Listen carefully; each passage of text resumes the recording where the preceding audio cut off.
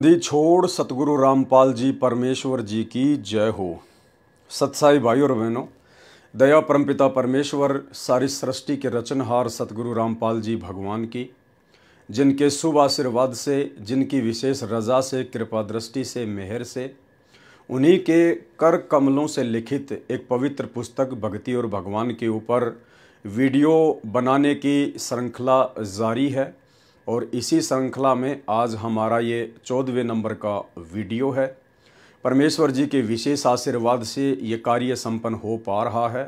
परमेश्वर जी ने विशेष आशीर्वाद दे के ये सेवा हम साथ संगति से जुड़े हुए सत्सेवक भाई बहनों को सौंपी है, ताकि हम परमेश्वर जी के ज्ञान को आधार बनाकर, उनके तत्व ज्ञान को आधार बनाकर, उन्हीं के कर कमलों से लिखित पुस्तकों के अंदर जो गूढ़ रहस्य भक्ति मार्ग से संबंधित लिखे हुए हैं तथा उनके सत्संगों में जो भक्ति का सार है, उसको अच्छे से जानकर, पहचान कर, समझ कर, उनके सत भक्ति मार्ग पर, उनके चरणों में अपने आत्म कल्याण के लिए दृढ़ हो जाएं। तो भाई और बहनों, आज के वीडियो की हम शुरुआत करें, क्योंकि आज का वीडियो विशेष तौर पर प्रश्नोत्तरी को लेकर है। यानी कुछ वे लोग जो संत रामपाल जी के सत्संग सुनकर और अध्यात्म को अच्छे से जानने की चाहत में उनसे सवाल जवाब किया करते थे, उन्हीं सवाल जवाबों को लेकर सतगुरु रामपाल जी परमेश्वर जी ने आगे इस पुस्तक में अपने कर कमलों से भक्ति मार्ग के बहुत सारे गूढ़ रहस्य लिखे हैं, बहुत सारी जानकारियां हमें उपलब्ध करवाई है। अतः इनकी भी हमें जानकारी होना बहुत ज़रूरी है, अन्यथा कोई भी व्यक्ति हमारे अंदर शंका पैदा कर सकता है। तो परमेश्वर सतगुरु रामपाल जी भगवान ने सृष्टि रचना को लेकर, ऊपर के लोकों को लेकर तथा भक्ति मार्ग से संबंधित कुछ शंकाओं को लेकर बहुत सारी बातें इस पुस्तक में लिखी हैं, जिनके ऊपर हम आगे बढ़ेंगे।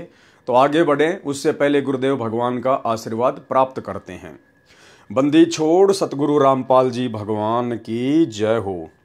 परम पिता परमात्मा, सारी सृष्टि के रचनहार, कुल मालिक, असंख्य ब्रह्मांडों के स्वामी, जगत गुरु, तीनों लोकों में प्रवेश करके सबका भरण पोषण करने वाले राजाधिराज, आत्माधार, नाथों के नाथ, देवों के देव महादेव, सर्वेश्वर महेश्वर, मृत्युंजय, अजरो अमर, आदि अनादि सनातनी प्रभु, जगत पिता जगदीश्वर, श्री श्री 1008 की उपाधि के वास्तविक अधिकारी, अकाल मूर्त सौद स्वरूपी राम वासुदेव, सर्वगतम ब्रह्म, परम पूज्य, प्रथम पूज्य, परम संत, परम पुरुष, परम धनी, परम दयालु, सत्य कबीर, हक्का कबीर, अल्लाहु कबीर, अल्लाहु अकबर, बाखबर, अल्लाह ताला, जगत के तारणहार, जगत के मुक्तिदाता, जगत के जगन्नाथ, हारे के सहारे, हिंदुओं के राम, मुसलमानों के अल्लाह, सिखों के वाहेगुरु, ईसाइयों के मसीह, दया के सागर दयानिधि, करुणा के सागर करुणानिधि, स्वयंभू परिभू, संकट मोचन, कष्ट हरण, मंगल करण, दुख भंजन, अविगत कबीर, निर्विकार निर्विषम परमात्मा, अलय अलेख सतगुरु, आदि अनादि सतगुरु, असली मर्यादा पुरुषोत्तम, असली राम, असली कृष्ण, असली घनश्याम, असली मुरारी, असली कृष्ण, असली आदि राम, राजाओं के राजा, महाराजाओं के महाराजा, शहंशाहों के शहंशाह, सम्राटों के सम्राट, भगवानों के भगवान, अल्लाहों के अल्लाह, प्रभुओं के प्रभु, मसीहाओं के मसीह, सच्चे वाहिगुरु, बाबाओं के बाबा, पीरों के पीर, सेठों के सेठ, जगत सेठ, सावड़सा सेठ, सर्वगुण संपन्न, अनंत कोटि कलाओं के स्वामी, अनंत कोटि ब्रह्मांडों के नायक, योगियों में महायोगी, ध्यानियों में महाध्यानी, सिद्धों में परम सिद्ध, ज्ञानियों में तत्वज्ञानी, ब्रह्म ज्ञानी, महाज्ञानी, परम ज्ञानी, सर्वश्रेष्ठ ज्ञानी, विज्ञानी, युवा कबीर, समर्थ कबीर, असमवात, अमित ओझा, सच्चे रहनुमा, करीम अल्लाह, सुभान अल्लाह, दुनिया के अंतिम पैगंबर। 8 सितंबर 1951 से गांव धनाना, जिला सोनीपत, हरियाणा, भारतवर्ष की पावन भूमि पे प्रकट रियल कल्कि भगवान श्री नारायण साकार हरि श्री बाबा साहेब संत श्रोमणी सतगुरु रामपाल जी परमेश्वर जी के चरण कमल में साध संगति से जुड़े हुए देश विदेश से हम सभी सत्सेवक भाई बहनों का अनंत कोटि दंडवत प्रणाम।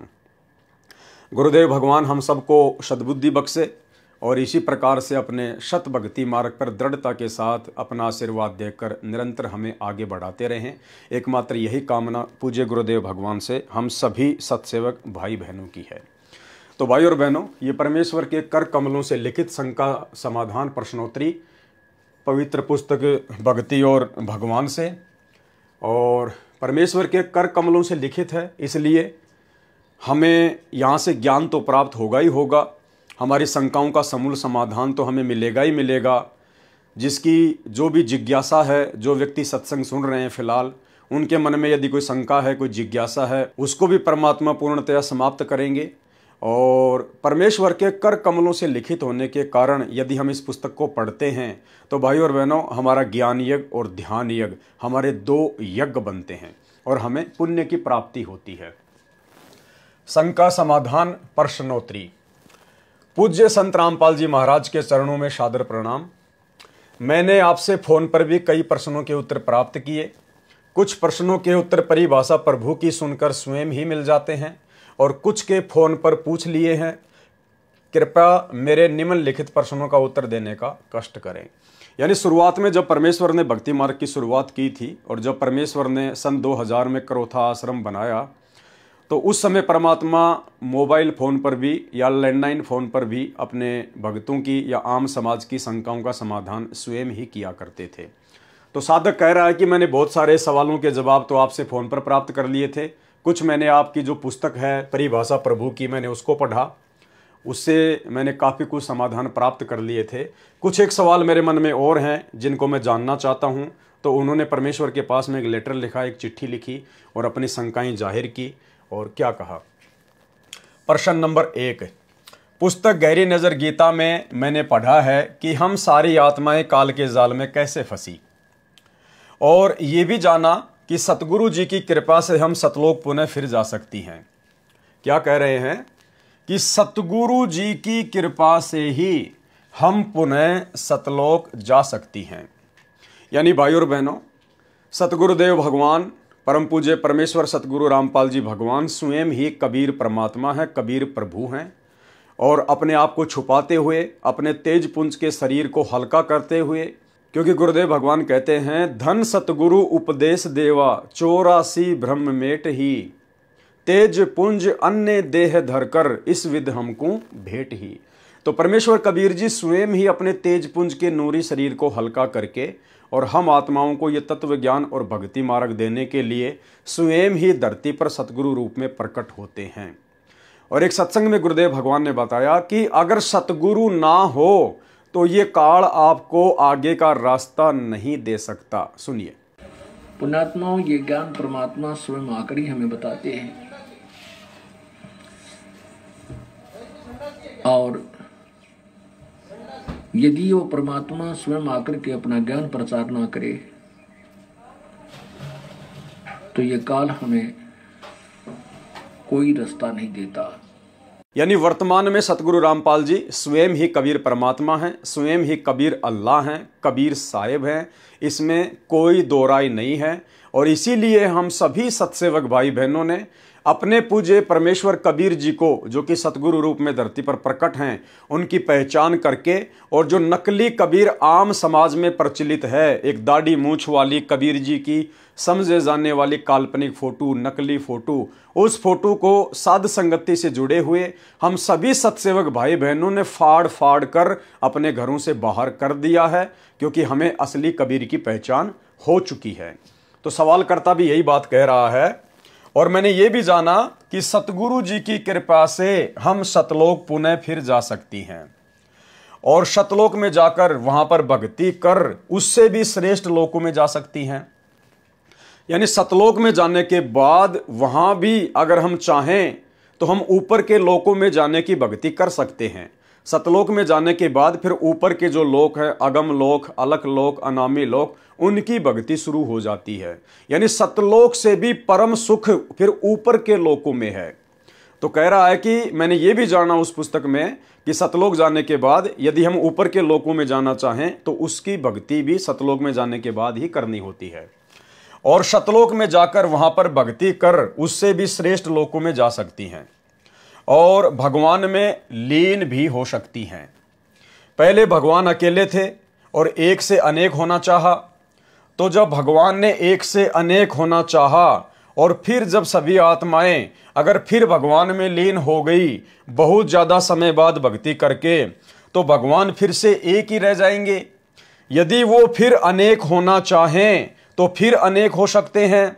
क्या पता ऐसा चक्कर कब से चलता आ रहा हो।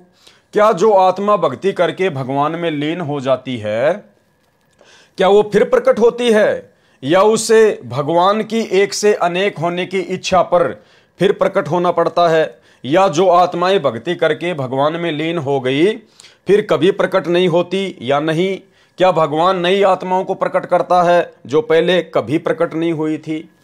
यानी सवालकर्ता ने सवाल किया है कि ये आत्मा यहां से तो सतलोक जाएगी, सतलोक जाने के बाद फिर ऊपर के तीनों लोकों की भक्ति शुरू करेगी, सीढ़ी दर सीढ़ी ये ऊपर के लोकों में जाएगी, और अंत में जो अनामी लोक है जिसके विषय में कहा जाता है कि लोक अनामी जावेगी, वहां कोन्या मिले चौबारे, आत्मा और परमात्मा वहां कोन्या रहते न्यारे।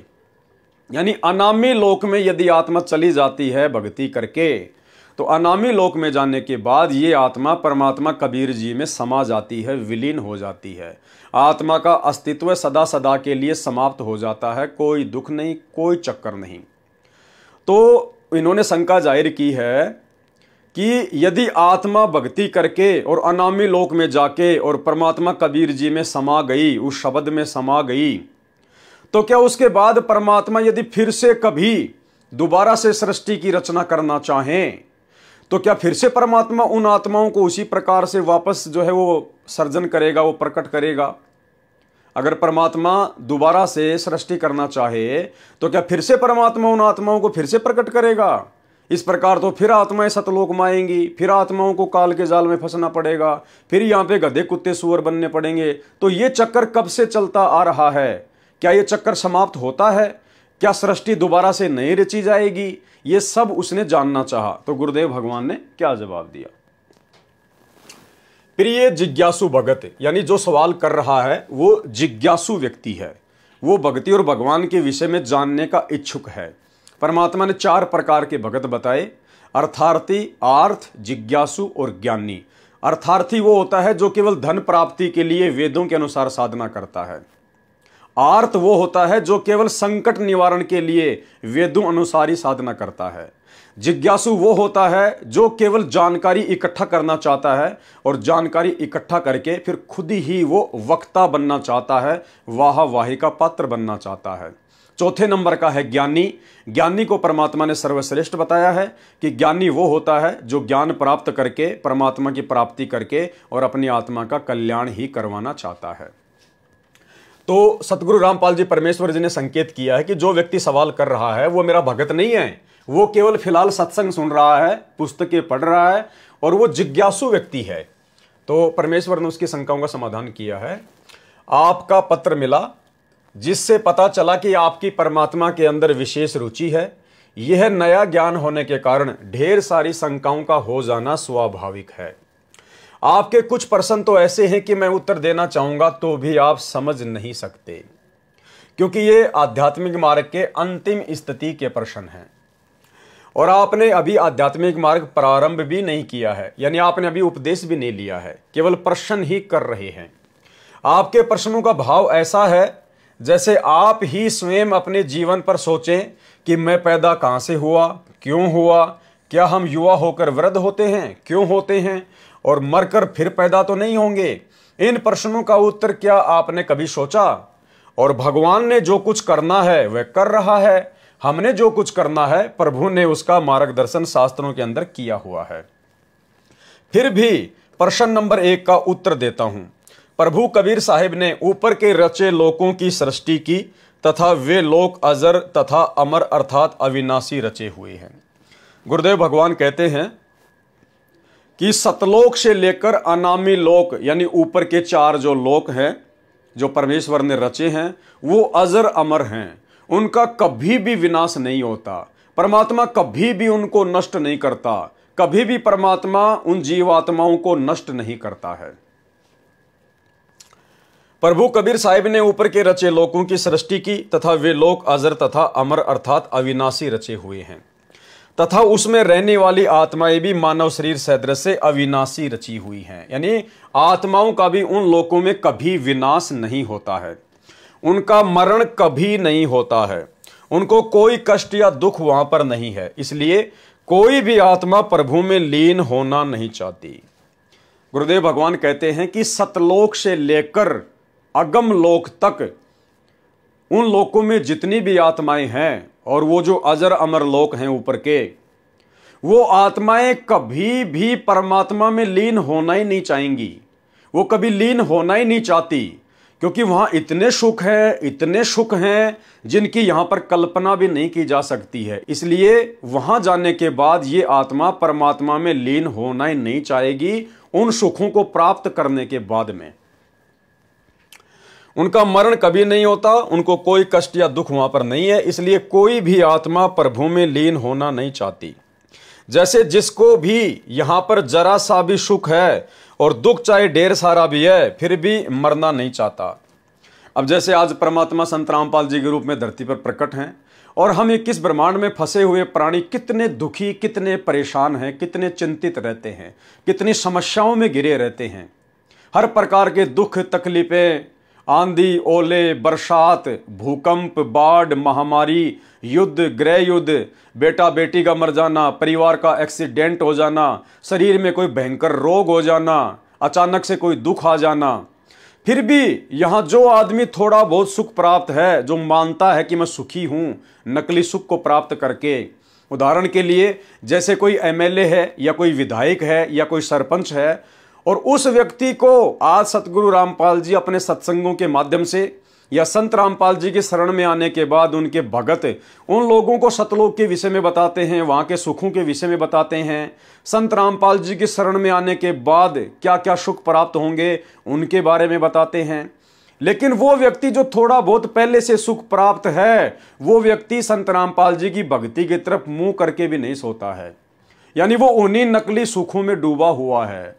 तो भाई जब सतलोक प्राप्त हो जाएगा, अगम लोक प्राप्त हो जाएगा, जब अलख लोक प्राप्त हो जाएगा और वहां के अवर्णनीय सुख जब हम भोगना शुरू करेंगे, तो भाई कौन आत्मा है जो परमात्मा में लीन होना चाहेगी उन सुखों को छोड़कर।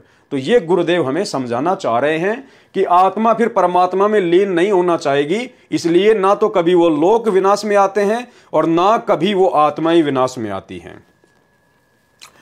उनका मरण कभी नहीं होता, उनको कोई कष्ट या दुख वहां पर नहीं है। इसलिए कोई भी आत्मा प्रभु में लीन होना ही नहीं चाहती।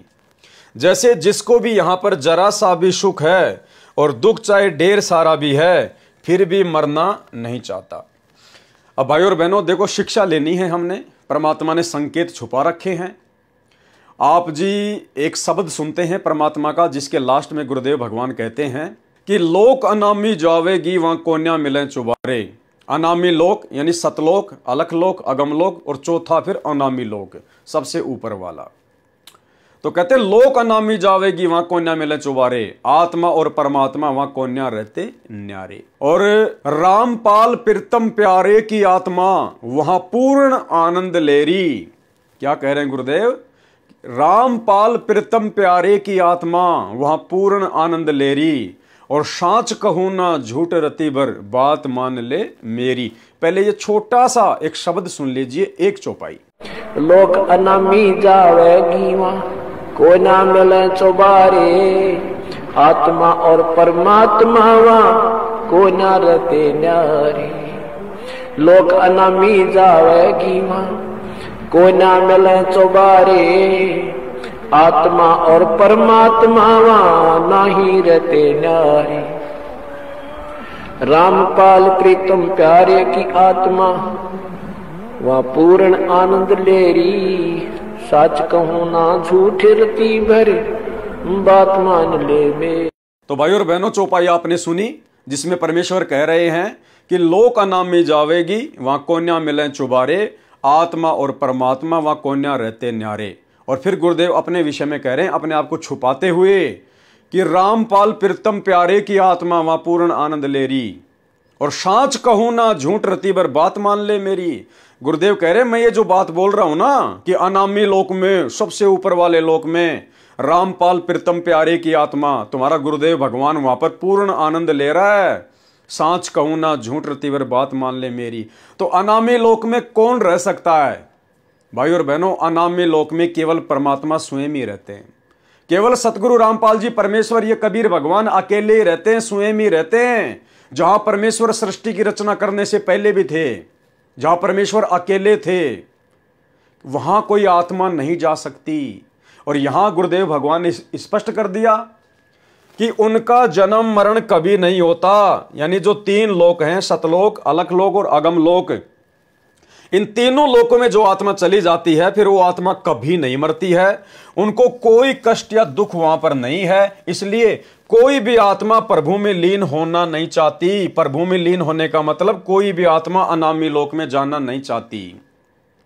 और गुरुदेव शब्द में क्या कह रहे हैं कि रामपाल प्रीतम प्यारे की आत्मा वह पूर्ण आनंद ले रही।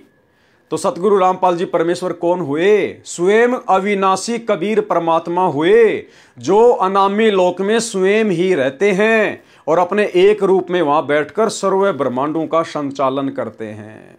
ये संकेत है। और भाइयों और बहनों, वैसी की वैसी रचना, वैसी की वैसी टू कॉपी इस काल ने अपने 21 ब्रह्मांडों में कर रखी है। 21 ब्रह्मांड इसको तप के बदले परमात्मा से प्राप्त हुए और इसने 21 ब्रह्मांडों को 5 महाब्रह्मांडों में बांट दिया।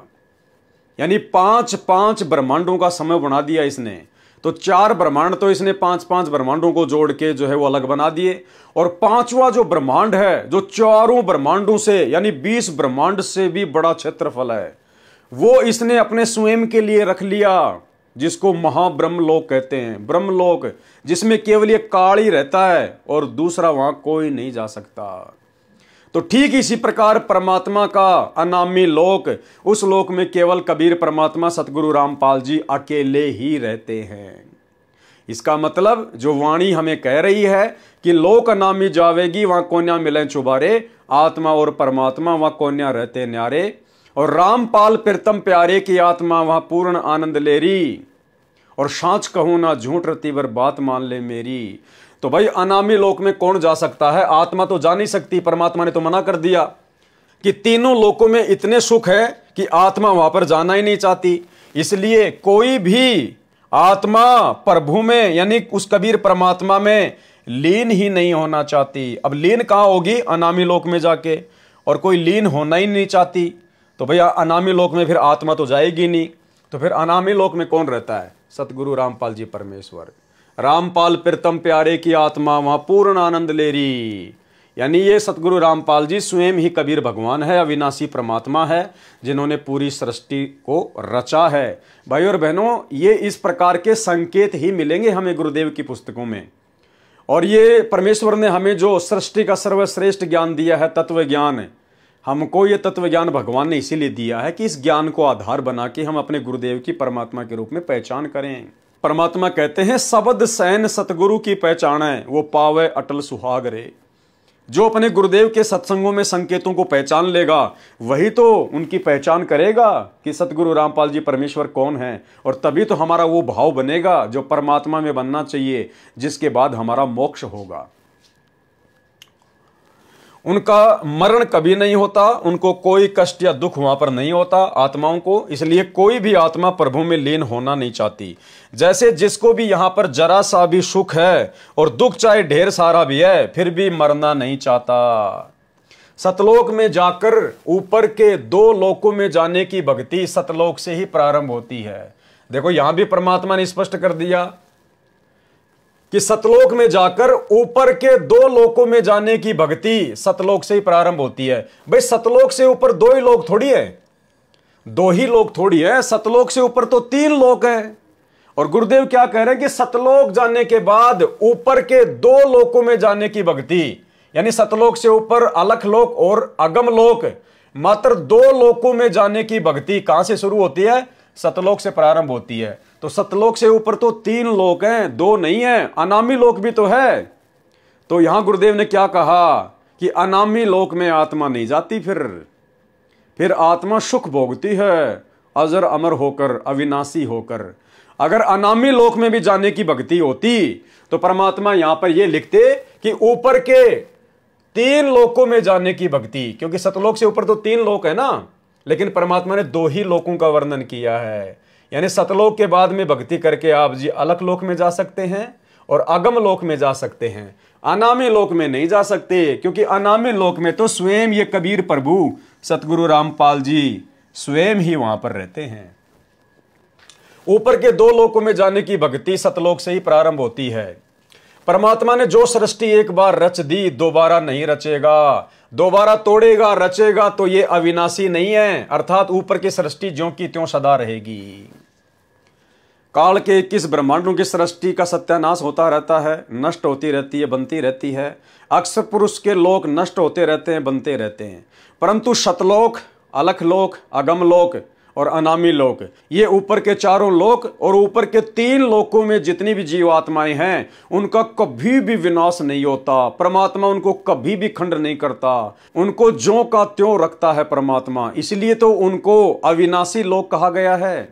यदि परमात्मा उनको तोड़ेगा, फिर से बनाएगा, आत्माओं को अपने अंदर संभालेगा, फिर से प्रकट करेगा, तो ना तो वो लोक अविनाशी कहे जा सकते और ना वो आत्मा अविनाशी कही जा सकती। इसलिए जो आत्माएं परमात्मा ने प्रकट कर दी हैं और जो ऊपर के लोक परमात्मा ने बना दिए हैं, वो परमात्मा कभी भी नष्ट नहीं करता, वो सदा अविनाशी रहेंगे और उनमें निवास करने वाली आत्माएं भी परम सुख का भोग भोगेंगी और सदा अविनाशी ही रहेंगी। परमात्मा ने जो सृष्टि एक बार रच दी दोबारा नहीं रचेगा, दोबारा तोड़ेगा रचेगा तो ये अविनाशी नहीं है, अर्थात ऊपर की सृष्टि ज्यों की त्यों सदा रहेगी। प्रश्न 2, साधारण मनुष्य भी भक्ति या तप साधना ज्यादा करके ये शक्ति प्राप्त कर लेता है कि सही भविष्य जान लेता है। तो पूर्ण ब्रह्म कबीर जी तो सर्वशक्तिमान है। यानी फिर इस भाई ने सवाल किया कि यहां पर एक साधारण मनुष्य भी जब तप करके सिद्धियां प्राप्त करके भविष्य जान लेता है कि आगे तेरे साथ में क्या होगा, तो सुखी होगा या दुखी होगा। लेकिन परमात्मा कबीर जी तो अंतर्यामी हैं, वो तो सब कुछ जानते थे। और जब काल ने सतलोक में तप किया अलग से राज्य प्राप्ति के लिए, तो क्या कबीर जी को यह पता नहीं था कि यह तप क्यों कर रहा है? और जब ये तप करेगा तो बहुत सारी आत्माएं इसके ऊपर आसक्त हो जाएंगी, फिर सारी आत्माएं इस काल के साथ में यहां आएंगी, यहां आने के बाद फिर नरक भोगेंगे, गधे कुत्ते सुअर बनेंगी। तो कबीर परमात्मा को क्या ये पता नहीं था? और अगर पता था तो उन्होंने हमारे को सतलोक में रोका क्यों नहीं? यानी इस प्रकार की शंकाएं भाई जाहिर कर रहा है, जो सवाल अक्सर आप और हमारे से भी काफी लोग जो सतगुरुदेव के थोड़े बहुत सत्संग सुनते हैं, आधा अधूरा ज्ञान सुनते हैं, वो हमसे भी इस प्रकार के सवाल कर लेते हैं। तो हम उनको क्या जवाब दें? साधारण मनुष्य भी भक्ति या तप साधना ज्यादा करके ये शक्ति प्राप्त कर लेता है कि सही भविष्य जान लेता है। तो पूर्ण ब्रह्म कबीर जी तो सर्वशक्तिमान हैं, वो तो सब कुछ जानते हैं। जब हम सारी आत्माएं सतलोक से काल के पास जाना चाहती थी, तो कबीर पिता तो जानते ही होंगे कि इन आत्माओं को क्या क्या कष्ट सहने होंगे। तो ये सब जानते हुए भी हमारी हां कहने पर भी उन्होंने हमें क्यों भेजा? मृत्यु लोक के बुजुर्ग लोग भी अपने बच्चों को कष्ट से बचाने की कोशिश करते हैं, चाहे बच्चे कितने ही जिद्दी क्यों ना हो, लेकिन उनको दुखों से दूर रखते हैं। कबीर पिता ये तो जानते ही होंगे कि नरक कितना दुखदाई है, दुख कैसा होता है। सर्वशक्तिमान होने पर भी अपने बच्चों को सच्चा ज्ञान नहीं दे सकते थे क्या कि इस काल का स्वरूप दुख ही देना है? उत्तर दिया गुरुदेव भगवान ने, काल के जाल में हम सभी आत्माएं स्वयं अपनी प्रबल इच्छा से इसके ढोंग पर जब ये तप कर रहा था, इसकी अदा पर हम इतने आसक्त हो गए कि अपने पिता कबीर परमेश्वर की बात भी नहीं मानी। गुरुदेव भगवान कहते हैं कि कबीर परमात्मा ने समझाया था, बताया था, चेताया था, आकाशवाणी की थी कि बच्चों इस पाखंडी के पाखंड की ओर ध्यान मत दो, तुम्हें यहां पर किस चीज की कमी है, सर्व सुख भोगो, आनंद करो, इसको जो ढोंग कर रहा वो करने दो। परमात्मा ने हमें बहुत चेताया था, बहुत आकाशवाणी की थी, बहुत प्रकार से भगवान ने हमें बताया था, समझाया था। लेकिन सतलोक में परमात्मा आत्मा को बांध के नहीं रखता। परमात्मा ने आत्मा को हमेशा स्वतंत्र रखा है। आत्मा की भी एक इच्छा होती है, जैसे यहां पर 21 ब्रह्मांड में कहते हैं मन, ऐसे ही सतलोक में आत्मा स्वतंत्र है, उसकी अपनी इच्छा होती है। अगर परमात्मा आत्मा को बांध के रखेगा या जबरदस्ती परमात्मा आत्मा के ऊपर अपना संविधान लागू करेगा, तो फिर आत्मा को स्वतंत्र नहीं कहा जा सकता। फिर सतलोक में सुख कहां है? फिर तो हम किसी और के अधीन हैं, हम तो उसके पराधीन हैं। अरे सुख तो वो होता है जो किसी के अधीन ना हो, जो किसी के पराधीन ना हो। तो गुरुदेव भगवान कहते हैं कि वहां परमात्मा ने बहुत समझाया था, आकाशवाणी की थी, लेकिन आप लोग अपनी खुद की इच्छा से इसके ऊपर आसक्ति करके इस काल लोक में आए हैं, जिसमें परमात्मा का किसी प्रकार का कोई दोष नहीं है। काल के जाल में हम सभी आत्माएं स्वयं अपनी प्रबल इच्छा से इसके ढोंग पर जब यह तप कर रहा था, इसकी अदा पर हम इतने आसक्त हो गए कि अपने पिता कबीर परमेश्वर की बात भी नहीं मानी। जैसे नादान बच्चे अपने पिताजी की इच्छा के विरुद्ध शादी कर लेते हैं, पिताजी के मना करने पर घर से निकल जाते हैं। उदाहरण, एक बार यह दास संत रामपाल दास जब सर्विस करता था तो एक नहर का निर्माण कार्य हो रहा था। वहां पर एक लड़की अपने 2 बच्चों के साथ मजदूरी करके आया करती थी। अपने बच्चों को जेठ की धूप में पेड़ के नीचे बैठाकर स्वयं मजदूरी करती थी। एक दिन वह बहुत बुरी तरह से रो रही थी। मैंने उससे पूछा कि बहन क्यों रो रही हो, क्या बात हो गई? उसने बताया कि मैं एक बहुत अच्छे घर की लड़की हूं। अब ये बात भाई और बहनों आप और हम आत्माओं के ऊपर लागू होती है। वो बहन जो जेठ की धूप में अपने 2 बच्चों को लेकर जो रोड पर मजदूरी कर रही थी, वो बहन समझो हम आत्मा है, और वो रोड पर जो गर्मी में जो मजदूरी कर रही थी, वो समझो काल का 21 ब्रह्मांड है। ये पृथ्वी लोक है जहां कोई सुख नहीं है, दुख ही दुख है। और उस लड़की ने कहा कि मैं एक बहुत अच्छे घर की लड़की थी, मेरा बाप बहुत धनवान था। इसी प्रकार सतलोक में हमारा बाप कबीर परमात्मा बहुत धनवान है, सेठों का सेठ है, जगत सेठ है। एक दिन वह पूरी तरह से रो रही थी। मैंने उससे पूछा बहन क्यों रो रही हो, क्या बात हो गई? उसने बताया कि मैं एक बहुत अच्छे घर की लड़की हूं, मैंने अपने पिता की इच्छा के विरुद्ध शादी की। हम आत्माओं ने अपने पिता कबीर परमेश्वर सतगुरु रामपाल जी की इच्छा के विरुद्ध इस काल के ऊपर आसक्त होकर 21 ब्रह्मांड में आने की इच्छा जाहिर की। मैंने अपने पिता की इच्छा के विरुद्ध शादी की। जो मेरा पति है, यानी ये जो काल है, जो अब हम आत्माओं का ये पति बन गया है, वह मेरे पिता के यहां नौकर था। ये जो काल है, ये कबीर परमात्मा का सतलोक में नौकर था। कबीर काल जो पीसे पीसना और जोरा है पणियार, और ये 2 असल मजदूर है मेरे साहिब के दरबार। तो वो लड़की कह रही है कि मैं जिसके साथ शादी करके आई हूं ना, वो मेरे पिता के वहां पर मजदूरी करता था, नौकरी करता था। तो हम आत्माएं जिस काल के साथ में यहां 21 ब्रह्मांड में आ गए ना, ये काल सतलोक में कबीर परमात्मा का नौकर था, मजदूर था। वह मेरे पिता के यहां नौकर था। मैंने उसकी बातों में आकर उससे प्यार कर लिया। हमने उसके तप के ऊपर आसक्त होकर उसके 21 ब्रह्मांड में आने के लिए हां कर दी। मेरे पिताजी ने और माताजी ने बहुत मना किया। सतलोक में भी हमें कबीर परमात्मा सतगुरु रामपाल जी ने और अन्य जितनी भी आत्माएं थी, उन्होंने हमें बहुत मना किया कि मत जाओ, दुखी हो जाओगे, परेशान हो जाओगे। बहुत रोए कबीर परमात्मा सतगुरु रामपाल जी, बहुत रोए थे वहां पर। परमात्मा बहुत दुखी हुए हम आत्माओं को काल के जाल में फंसता हुआ देखकर। मेरे पिताजी ने और माताजी ने बहुत मना किया, बहुत रोए, बहुत हाथ जोड़े। भाई और बहनों, ये संकेत कर रहे हैं गुरुदेव भगवान, हम इतने कष्ट क्यों उठा रहे हैं? क्योंकि हमने अपने बाप के साथ में बहुत बड़ा दगा किया था, धोखा किया था। इस बहन की कथा के माध्यम से परमात्मा कह रहे हैं कि मैंने भी सतलोक में जब तुम काल के साथ यहां आ रहे थे ना, तो मैंने तुम्हारे आगे हाथ तक जोड़े थे। कबीर परमात्मा सतगुरु रामपाल जी ने हम नीचों से, हम आत्माओं से हाथ जोड़ जोड़ के प्रार्थना की थी कि पुण्यात्माओं मत जाओ, तुम्हें किस चीज की कमी है वो तो बताओ, तुम्हें और क्या चाहिए वो बताओ, इसके साथ मत जाओ, ये तुम्हारे साथ में बहुत बुरा कर देगा, तुम्हें बहुत ज्यादा कष्ट देगा, यातना देगा, गधा कुत्ता शुअर बनाएगा। तो परमेश्वर सतगुरु रामपाल जी हम नीच आत्माओं के लिए सतलोक में बहुत रोए, बहुत हाथ जोड़े, बहुत गिड़गिड़ाए, क्योंकि भाई अपनों का दर्द अपनों को ही होता है। आज यदि किसी का बेटा शराब पीने लग जाए, चोरी करने लग जाए, अगर उल्टे काम करने लग जाए, तो उस बाप को पता है कि आगे चल के इसके साथ में क्या बनेगी। ये पकड़ा जाएगा, पुलिस इसकी पिटाई करेगी, इसको जेल में ठोका जाएगा, इसका जीवन बर्बाद हो जाएगा। बहुत गिड़गिड़ाए, लेकिन मैंने एक नहीं मानी। वो बहन कह रही है मैंने मेरे पिता की एक नहीं मानी। इसी प्रकार हम नीच आत्माओं ने सतलोक में अपने पिता सतगुरु रामपाल जी परमात्मा की एक भी नहीं मानी। तब मुझे तथा मेरे पति को वहां से निकाल दिया। अब मेरा पति तो शराब पीता है, अब ये काल भगवान तो रोजाना 1 लाख सूक्ष्म शरीर में से गंध निकाल के खाता है, और मैं मजदूरी करती हूं, और हम आत्माएं यहां पर गधे कुत्ते सुअर बन रहे हैं, सारा दिन 2 रोटी के लिए बैल की तरह कमाते हैं। मेरा पति मेरी मजदूरी से शराब पीता है। ये काल भी अपने 21 ब्रह्मांड हम आत्माओं की भक्ति से चला रहा है।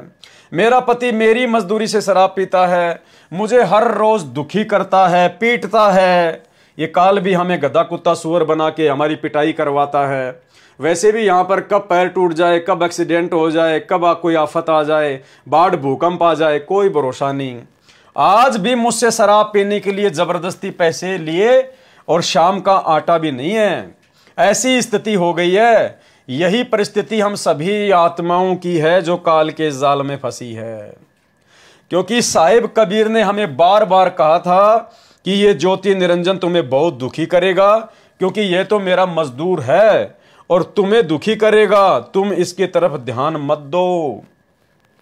गरीबदास जी महाराज जी की वाणी है कि काल जो पीसे पीसना, यानी ये जो काल है ना 21 ब्रह्मांड का जो यहां स्वामी भगवान बना हुआ है, ये कबीर परमात्मा के दरबार में उनका आटा पीसता है। काल जो पीसे पीसना, पीसना कहते हैं साफ सुथरे गेहूं से फिर चक्की पर ले जाकर आटा पिसवाना। तो कहते ये जो काल है जो यहां पर भगवान बना बैठा है तुम आत्माओं के ऊपर, ये तो सतलोक में कबीर परमात्मा का आटा पीसता था, चक्की चलाता था, और जोरा है पणिहार, और ये जो मौत है, जो ये मृत्यु है, ये जो ये दुर्गा है, ये वहां पर परमात्मा का पानी भरती थी। ये दोनों असल मजदूर हैं मेरे सतगुरु के दरबार। कौन सतगुरु? सतगुरु रामपाल जी परमेश्वर। इस कबीर परमात्मा सतगुरु रामपाल जी परमेश्वर जी के सतलोक में, उनके दरबार में। सवाल नंबर 3, काल के 21 ब्रह्मांडों में कर्मों का फल भोगना ही पड़ता है। काल भगवान ने सतलोक में बुरा कर्म किया और हम आत्माओं ने अपने पिता से इजाजत ली तो सतलोक से इस दुख सागर में आए। काल भगवान को अपने कर्म का भोग भोगना पड़ा और हमें भी, क्योंकि हमने काल को पसंद किया। कबीर पिता ने काल भगवान को श्राप दिया, जिसके कारण भोली भाली आत्माएं काल का आहार बन रही हैं। हमारे कबीर पिता इतने क्रोधी हैं कि उनको अपने बच्चों पर दया नहीं आती। एक बार कबीर पिता का मन करता है कि अपनी सारी आत्माओं को वापस सतलोक ले जाऊं और काल के 21 ब्रह्मांडों को आग लगा दूं, लेकिन उनको अपना ही वायदा याद आ जाता है। वो कबीर पिता तो भगवान हैं, लेकिन इस बात से तो ये लगता है कि उनका मन भी मनुष्य जैसा है। जैसे गुरुदेव भगवान अपने सत्संगों में बताते हैं, पुस्तकों में लिखा है कि अपनी आत्माओं को 21 ब्रह्मांड में महादुखी देखकर तपतशिला पर जब आत्मा रोती है, बिलखती है, तड़पती है, तो उनकी तड़पड़ाहट को देखकर जब ये आत्मा गधा कुत्ता सुअर बनती है तो परमेश्वर इनके असहनीय कष्टों को देखकर उनको लगता है कि इस काल की 21 ब्रह्मांड रूपी मटके को फोड़ दूं, तोड़ दूं, नष्ट कर दूं और अपनी प्यारी आत्माओं को वापस सतलोक ले जाऊं। तो जब उस जिज्ञासु भगत ने इस प्रकार की बातें सुनी, पुस्तकों में पढ़ी, तो उसने कहा कि फिर ये तो कबीर भगवान भी एक सामान्य मनुष्य जैसा हुआ। जैसे आम व्यक्ति को कभी तो क्रोध आ जाता है, कभी वो शांत हो जाता है, तो यहां तो कबीर भगवान भी फिर एक आम व्यक्ति की तरह ही रिएक्ट कर रहे हैं। लेकिन इस बात से तो ये लगता है कि उनका मन भी मनुष्य जैसा है, जो पहले तो क्रोध में आ गया और अपनी प्रिय आत्माओं को जाने दिया काल के साथ, फिर इन आत्माओं का दुख देखकर दया से भर गया। ये दया उनको तब क्यों नहीं आई जब उन्होंने हमें काल भगवान के साथ भेजा हमारी इच्छा से? क्या कबीर जी को इस प्रश्न से मैंने नाराज कर दिया? अब देखो भाइयों और बहनों, संकेत है। अब यहां क्या लिखा है गुरुदेव भगवान ने कोष्टक के अंदर। अब सवाल करता जो जिज्ञासु भगत है वो सवाल किससे कर रहा है? सतगुरु रामपाल जी परमात्मा से कर रहा है। और वो क्या कह रहा है फिर लास्ट में ये सवाल पूछ के, क्या कबीर जी को इस प्रश्न से मैंने नाराज कर दिया? तो कौन हुए कबीर? सवाल किससे किया जा रहा है? सतगुरु रामपाल जी परमेश्वर जी से। और जिज्ञासु भगत क्या कह रहा है? क्या कबीर जी को इस प्रश्न से मैंने नाराज कर दिया? अरे सवाल किससे पूछ रहा है? सतगुरु रामपाल जी से। वो किसी दाढ़ी मूंछ वाली कबीर जी की फोटो से थोड़ा ना सवाल पूछ रहा है। वो तो मुर्दा फोटो है, निर्जीव है, बेजुबान है, वो क्या जवाब देगी।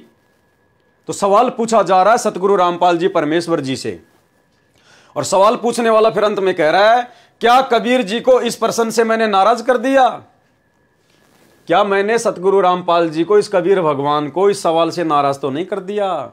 यानी संकेत गुरुदेव ने कोष्टक में लिखकर अपनी वास्तविक स्थिति जाहिर की है कि ये सवाल स्वयं कबीर भगवान से पूछे जा रहे हैं।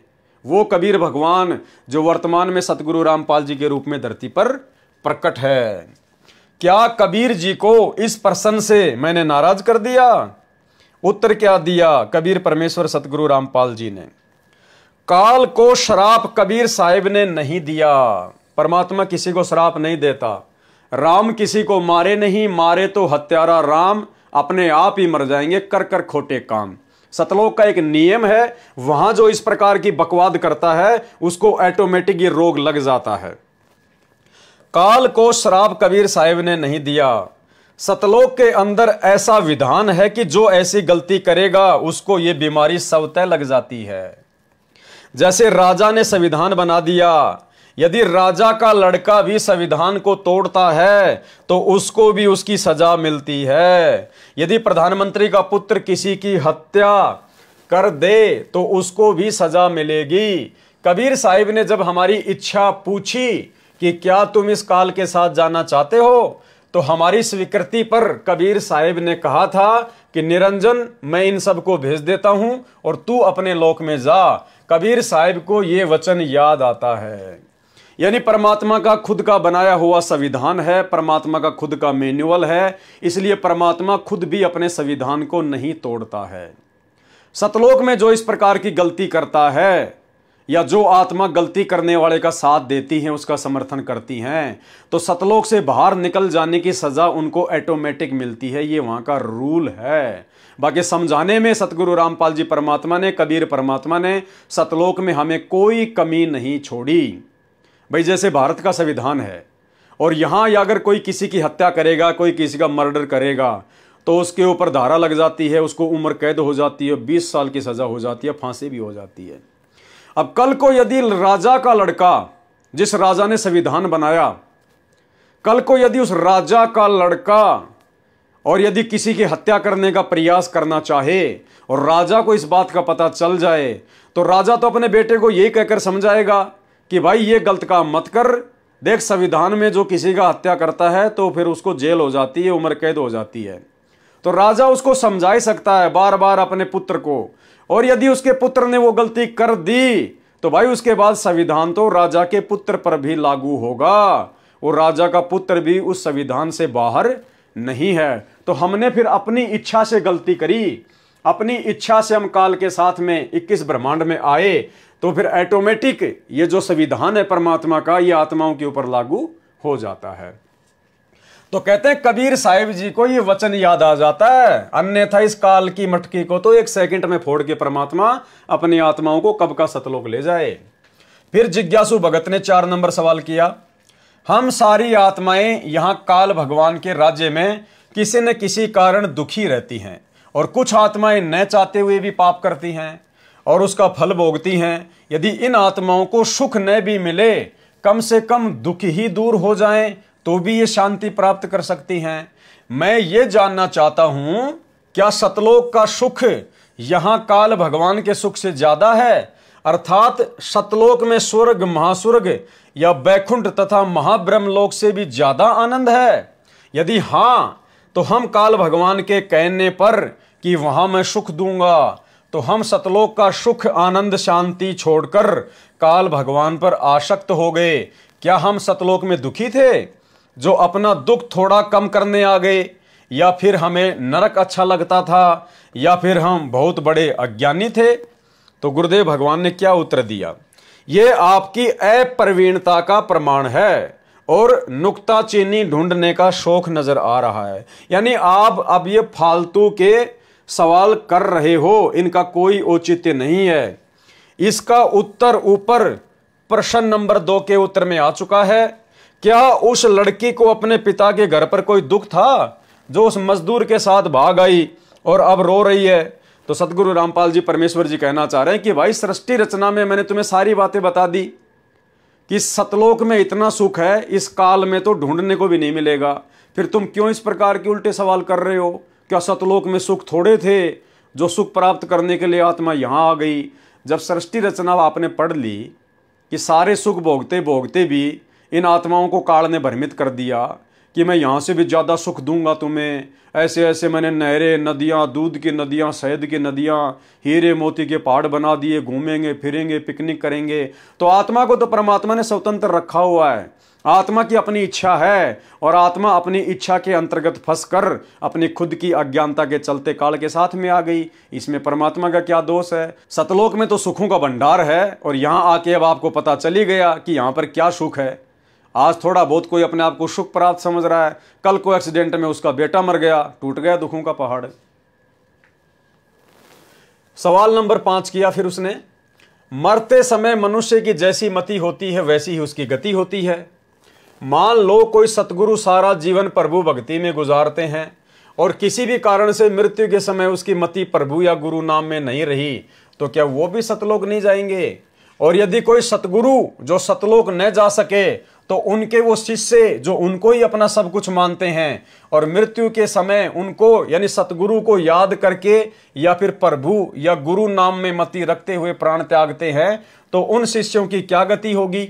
यदि किसी को पता ही न चले कि गुरुजी की मति शरीर का त्याग करते समय किसमें थी। यानी प्रश्नकर्ता ने सतगुरु रामपाल जी भगवान से जानना चाहा है कि जैसे दुनिया भर के सतगुरु हैं, दुनिया भर के पंथ हैं, और उन्होंने दुनिया भर के फॉलोवर बना रखे हैं, अनुयायी बना रखे हैं, और कहते हैं कि मरते समय जहां पर हमारी मति होती है वहीं हमारी गति होती है। यानी मरते समय जहां हमारी इच्छा होती है वही हमारा जन्म होता है, वहीं हम पहुंच जाते हैं। तो अगर वो सतगुरु मरते समय अगर उसकी सुरती, उसका ध्यान अगर सतलोक में ना हुआ, और यदि यही काललोक में किसी बकवाद में उलझ के रह गया, और वो जो सतगुरु है क्या उसकी भी गति होगी या नहीं होगी? और उस सतगुरु के मरने के बाद में उनके जो भगत हैं वो अपने सतगुरु को ध्यान में रख कर भक्ति करें या जो गुरु नाम दे दिया है उसको ध्यान में रख के भक्ति करें। और अगर सतगुरु की गति नहीं हुई तो फिर उसके गुरु नाम से उनके भक्तों की गति होगी या नहीं होगी? इस प्रकार के सवाल इसने जानना चाहा है। उत्तर क्या दिया गुरुदेव भगवान ने कि भाई असली सतगुरु तो वही होता है जो आम जीव से उत्तम होता है। परमात्मा कहते दुनिया भर के नकली सतगुरु हैं, लेकिन असल में सतगुरु वही होता है जो आम जीव से उत्तम होता है।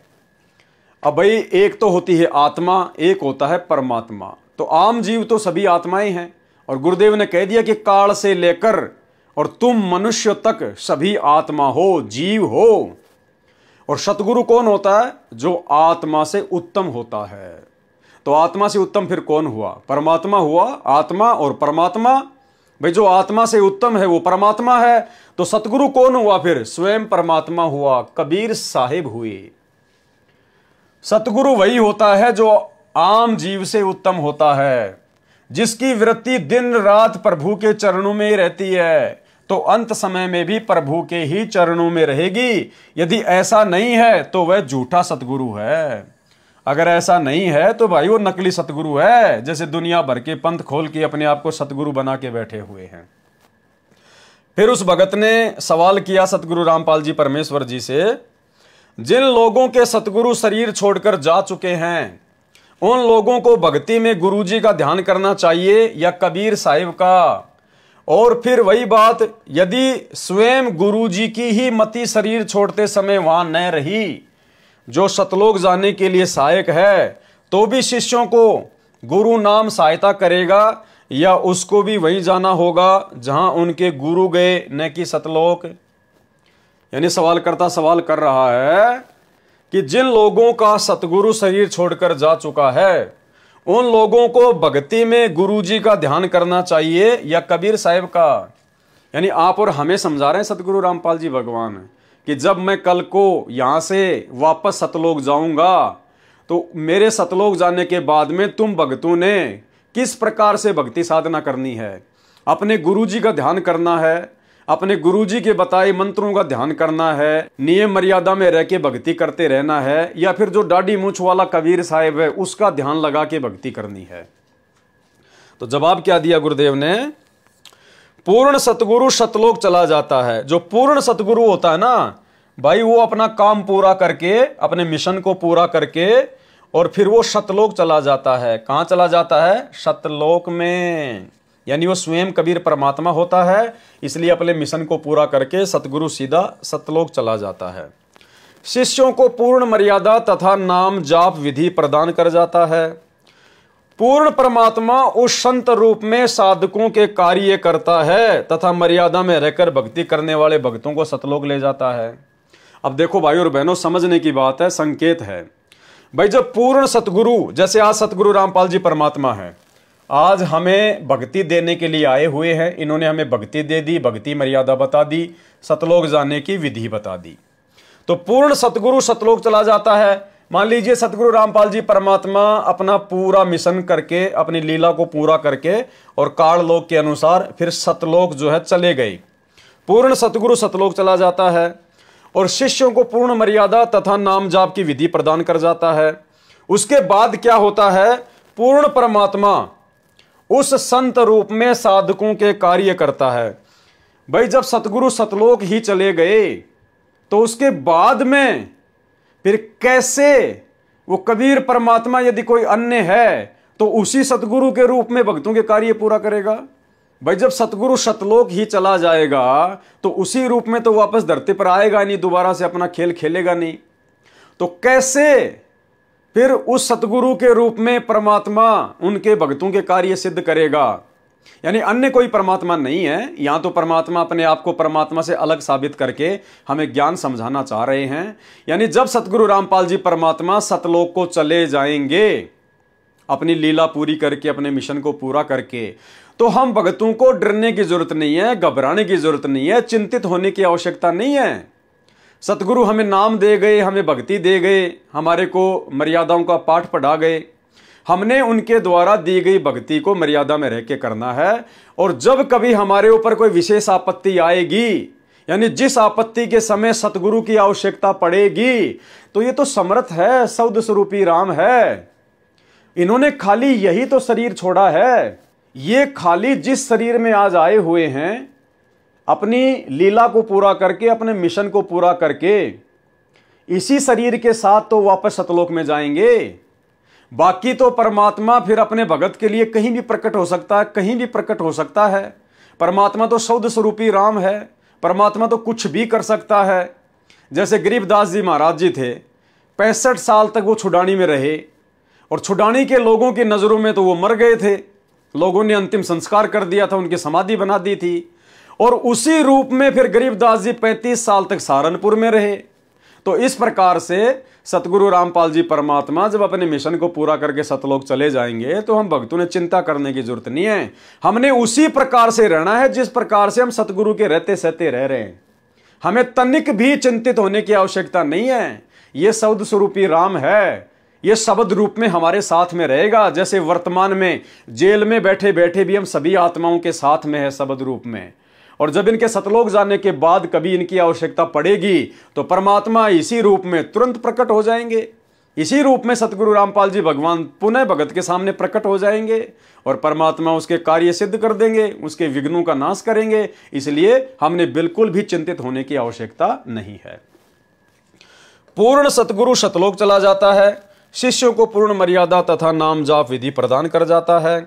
पूर्ण परमात्मा यानी स्वयं वही सतगुरु उस संत रूप में साधकों के कार्य करता है तथा मर्यादा में रहकर भक्ति करने वाले भक्तों को सतलोक ले जाता है। तथा किनको सतलोक लेकर जाता है? जो मर्यादा में रहकर भक्ति करते हैं। और भाई सतगुरु के सतलोक जाने के बाद ये बातें दिलो दिमाग से निकाल देना कि कोई भी आत्मा पूर्णतया मर्यादा में रहकर भक्ति कर लेगी। अरे टीचर क्लासरूम में है, बच्चों को पढ़ा रहा है। जब तक टीचर क्लास में है तो बच्चे शांत हैं, बच्चे डर के मारे पढ़ रहे हैं, पिटाई के डर से। और जैसे ही टीचर क्लास से बाहर निकलता है, देखो जरा उन बच्चों को, वही एक दूसरे के साथ में हंसी मजाक, मार पीट, एक दूसरे को पैन मारना, फुट्टा मारना, लड़ाई झगड़ा करना, उछल कूद करना, बाथरूम के लिए भाग जाना, पुस्तकों को बैग के अंदर डाल देना। तो भाइयों और बहनों, सतगुरु के जाने के बाद में फिर मर्यादा बचेगी नहीं। आत्मा पूर्णतया मर्यादा में रह के भक्ति कर नहीं पाएगी। जैसे आज देख लो वर्तमान में, आज तो सतगुरु रामपाल जी भगवान धरती पर हैं और थोड़े से समय के लिए परमात्मा खाली हिसार की जेल में जाके बैठे हैं। हमारे से 100, 200, 400 किलोमीटर दूर जाके हिसार जेल में बैठ गए। और जैसे ही बरवाला कांड के बाद गुरुजी हिसार जेल में जाके बैठे, देख लो पीछे से सतलोक आश्रम मैनेजमेंट हरियाणा ने कितनी कुबद कर दी। सारी मर्यादाएं खुद भी तोड़ दी और संगत से भी तुड़वा दी। जबकि अभी तो गुरुजी सतलोक में नहीं गए, अभी तो परमात्मा धरती पर ही है। खाली थोड़े समय के लिए हिसार जेल में जाके बैठे अपने मिशन के लिए। और इतनी सी देर में, यानी धरती पर परमात्मा हमसे थोड़ा सा ही दूर हुए और इतनी सी देर में गुरुजी के बेटा बेटी भाई बंधु रिश्तेदार, ये कोऑर्डिनेटर और इनके पीछे लगी हुई लाखों की संगत, देखो इन लोगों ने किस प्रकार से 2019 में कांग्रेस सरकार का समर्थन कर दिया खुलेआम। कांग्रेस सरकार को वोट डलवा दिए, कांग्रेस की रैलियों में भक्तों को उनका कुत्ता बना दिया, जो कि भक्ति मर्यादाओं के विरुद्ध है। 2024 में उसी सतगुरु के परिवार के द्वारा, उन कोऑर्डिनेटरों के द्वारा संगत को बीजेपी का कुत्ता बना दिया गया, बीजेपी का समर्थन करवाया, नरेंद्र मोदी की रैलियों में बसें भर भर के ले गए, जगह जगह आश्रम खोल दिए, भक्तों का समय और श्वासें बर्बाद करवाई जा रही है, उनके पैसे का दुरुपयोग किया जा रहा है, इन पत्थरों में बर्बाद करवाया जा रहा है। भक्ति करनी है घर बैठ के करो ना, घर भी तो आश्रम है, लेकिन जगह जगह दुकानें खोल दी धार्मिक धंधे के लिए, हॉस्पिटल खोल रहे हैं आश्रमों में, दुनिया भर की ड्रामेबाजी कर दी उन आश्रमों में, पैसे का दुरुपयोग है। धनाना गांव में स्टेडियम बना दिया 50 लाख रुपए का। गुरुजी तो गेम देखने के लिए मना करते हैं, इन्होंने लोगों के खेलने के लिए बना दिए। गांव वालों के लिए बसें चला दी, रोडें बना रहे, एम्बुलेंस चला दी, गुंडों की सीबीआई जांच का समर्थन कर दिया, जगत के साथ यारी दोस्ती कर रहे हैं, जाट आरक्षण में भक्तों को बैठा दिया, रक्तदान दे दान के नाम पर व्यापार। अरे भाई, अभी तो गुरु सतलोक भी नहीं गया, अभी तो गुरुजी हरियाणा में ही है। इन आश्रमों से गुरुजी ज्यादा दूर नहीं है, गुरुजी अपने परिवार वालों से ज्यादा दूर नहीं है, खाली 100-200 किलोमीटर दूर हिसार की जेल में बैठे हैं। और इन्होंने इतनी सी देर में इतने पाखंड कर दिए काल प्रेरणा से। तो भाई, जिस दिन सतगुरु अपने मिशन को पूरा करके सदा के लिए सतलोक चले जाएंगे, भाई उसके बाद क्या होगा? कौन मर्यादा में रहेगा? कौन भक्ति करेगा? किसको डर रहेगा? किसी के ऊपर अंकुश ही नहीं रहेगा। इसलिए तो गुरुदेव भगवान अपने इस वीडियो में बार बार कहते हैं कि अगर तुम मेरे रहते सहते पार नहीं हुए तो मेरे जाने के बाद कभी पार नहीं हो पाओगे, क्योंकि मेरे सतलोक जाने के बाद तो तुम्हारे ऊपर कोई अंकुश नहीं होगा, कोई डर नहीं होगा। सुनिए सत्संग। चलो मान ले ईब आपने सुख भी हो गया, रह भी गए, और कंटिन्यूस 5-6 जन्म आपके मनुष्य के भी हो जाएंगे इस कमाई थे वर्तमान के भक्ति से। और आगे सरदार, क्योंकि आगे घटेगी जब दास यहाँ मौजूद है, अभी गलती करोगे तो आगे कौन से पार हो जाओगे तुम। अब तो हर तरह से मर्यादा आपको समझाता हूँ, ये बताता हूँ ये गलती मत करो, तुम्हें फाउल पॉइंट बताता हूँ कि ये गलत, ये पॉइंट फाउल है, तेरा नाम खंड हो गया। तो अब भी जर रह जाओगे तो फिर आगे कैसे पार होगे तुम?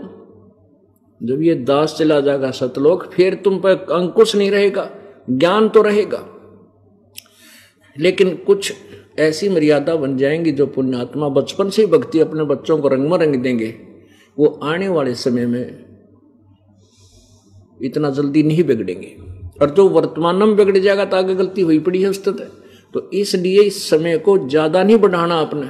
इसलिए भाई और बहनों, आप और हम सभी आत्माओं ने, जो भी आत्माएं साथ संगति से जुड़ी हुई हैं, सत्सेवक हैं, हम सभी भाई बहनों ने डर के भक्ति करनी है। और कोशिश करो 100% कि हे पूज्य गुरुदेव सतगुरु रामपाल जी भगवान, हे परमात्मा, अपने धरती पर इसी रूप में रहते सहते हमें यहां से सतलोक भेज दो। बाद में परमात्मा बाद ही है, कोई भरोसा नहीं है।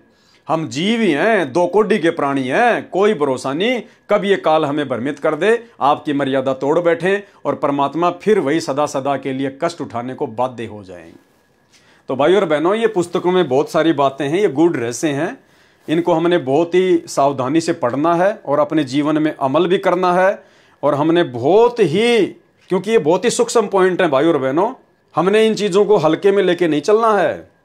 पूर्ण सतगुरु सतलोक चला जाता है, शिष्यों को पूर्ण मर्यादा तथा नाम जाप विधि प्रदान कर जाता है, पूर्ण परमात्मा उस संत रूप में साधकों के कार्य करता है तथा मर्यादा में रहकर भक्ति करने वाले भक्तों को सतलोक ले जाता है। फिर 7वां नंबर सवाल किया, कबीर साहिब के साथ जो 4 बच्चे रहते थे और गरीबदास जी के 6 बच्चे क्या उसी जन्म में सतलोक चले गए थे? फिर सवालकर्ता ने सवाल किया कि गरीबदास जी के तो 6 बच्चे थे, 2 लड़की और 4 लड़के, और कबीर जी के भी 2 बच्चे थे, एक कमाल नाम का लड़का और कमाली नाम की लड़की, क्या वो उसी जन्म में पार हो गए थे? यानी बहुत सारे भाई बहनों को ये शंका है ना कि भाई नानक जी पार हो गए, दादू जी पार हो गए, इब्राहिम सुल्तान पार हो गया, क्योंकि परमात्मा अपनी वाणी में कहते हैं, हम सुल्तानी नानक तारे दादू को उपदेश दिया, जाति जुलाहा भेद न पाया, काशी माए कबीर हुआ। तो दास को परमात्मा ने प्रेरणा की और दास ने बहुत सारी वीडियो बना के आप भाई बहनों को समझाया कि भी भक्ति का प्राइम टाइम तो परमात्मा ने पिछली पीढ़ी को निश्चित कर रखा है। अरे जब आवे 5505 तब ये वचन मेरा होगा साचा, 5000 और 500 जब कलयुग बीत जाए, महापुरुष फरमान तब जग तारण को आए। जीव आत्माओं को पार करने का समय, पूर्णतया सतलोक भेजने का समय तो ये कलयुग की बिचली पीढ़ी है। आज से पहले जितने भी 64 लाख शिष्य थे परमात्मा के, वो सब के सब काल के जाल में रहे। तो नानक जी भी तो 64 लाख में थे, वो कहां से पार हो जाएंगे? कमाल और कमाली भी तो 64 लाख में थे, वो कहां से पार हो जाएंगे? और गरीबदास जी की जो 6 संतान थी, तो गरीबदास जी का पंथ 12वां पंथ है, और 12वें पंथ में तो काल का फुरमाना चलेगा, क्योंकि काल कहता है कि द्वादश पंथ नाम जो ले ही, द्वादश पंथ यानी 12वां पंथ, द्वादश पंथ नाम जो ले ही हमरे मुख में आन समोई। यानी गरीबदास जी के पंथ में जो व्यक्ति नाम दीक्षा लेगा वो तो असंख्य जन्म पार नहीं होगा, वो तो पार हो ही नहीं सकते। लेकिन यहां सतगुरु रामपाल जी भगवान अपने आप को छुपाएंगे, क्योंकि परमेश्वर ने देखो हमसे भक्ति करवानी है।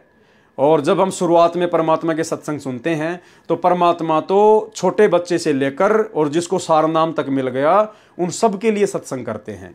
तो परमेश्वर कभी ये नहीं कहेंगे कि वो पार नहीं हुए, परमात्मा तो ये कहेंगे कि वो पार हो गए। लेकिन पार कहां तक हुए? वो पार केवल इतने हुए कि उनको दोबारा से मनुष्य जन्म मिलता हुआ आ रहा है, और वर्तमान में वो सभी 64 लाख आत्माएं इस कलयुग की बिचली पीढ़ी में फिर से आएंगी, फिर से मनुष्य जन्म लेंगी, सतगुरु रामपाल जी की भक्ति करेंगी, और अगर पूर्ण मर्यादा में रहेंगी तो वो सतलोक जाने की अधिकारी बनेंगी। कबीर साहिब के साथ जो 4 बच्चे रहते थे, कबीर साहिब के साथ में 4 बच्चे नहीं रहते थे, केवल 2 ही थे। और गरीबदास जी के साथ 6 क्या उसी जन्म में सतलोक चले गए थे? तो गुरुदेव ने उत्तर दिया है, ये आपके अधूरे ज्ञान का ही प्रमाण है। क्यों? क्योंकि आपने कबीर साहिब जी के 4 बच्चे लिखे हैं, जबकि उनके 2 मुंह बोले बच्चे थे, कमाल और कमाली। ये आपके अधूरे ज्ञान का ही प्रमाण है। कबीर साहिब का कोई बच्चा नहीं था और न ही कोई उनकी पत्नी थी, यानी जो 2 बच्चे उनके साथ में थे वो केवल उनके मुंह बोले थे। परमेश्वर ने मुर्दे से जिंदा किया था और फिर भक्ति के लिए अपने साथ में रखा था। 2 बच्चों जिनका नाम कमाल लड़का तथा कमाली लड़की को मृत को जीवित करके अपने पुत्र व पुत्री के रूप में साथ रखा था।